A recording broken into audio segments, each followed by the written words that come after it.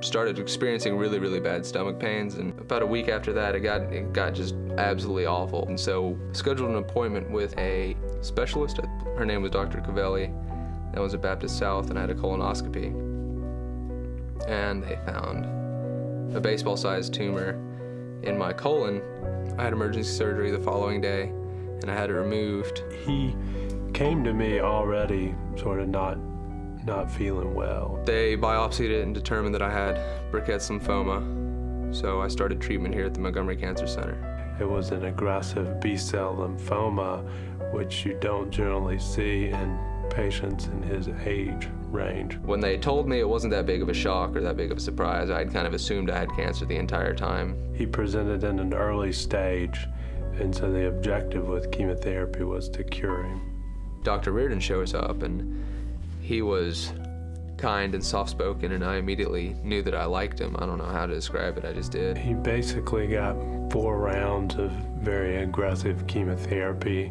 I was lost, mostly. I mean, I planned my entire life around the Marine Corps, and then that was just taken. He seemed angry, more or less, because he was having to miss a lot of things that a kid his age normally gets to do. It was a good day if I could brush my teeth, or if I got a sponge bath from one of the attendants. I mean, I existed on my bed for almost 9 weeks. I didn't do anything else. A lot of my job with him was being almost like a football coach would, you know. I had to motivate him because he's a young, healthy kid. I mean, we can treat these guys very aggressively, and they typically do real well. It took its toll on him, you know, to recover in totality from the whole endeavor was, you know, close to a year. But his cancer promptly went into remission and has remained there. I love it here. There are 4 people in particular that I make sure to see every time I come here. One of them is Dr. Reardon. I love Dr. Reardon, just even if I only get to talk to him for a couple minutes. He's a lot like me. You know, I was mischievous as a kid, and, you know, always the one with the wisecracks, and he's the same way. Like one time I walked in the room, and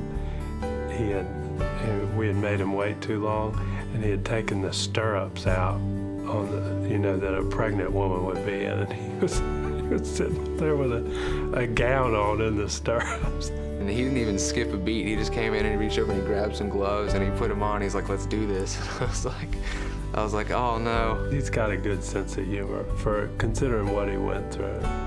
I don't think anybody would be able to do it alone. And here you're not alone.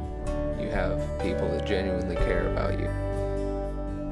He knows everyone here. And I think that's kind of given that sense of this family watching over him. These people saved my life, so I owe them a debt that I'm never going to really be able to repay. And being their friend, I suppose, is about as close as I'm ever going to get. I feel like in his case, I basically cured a kid and left with a friend.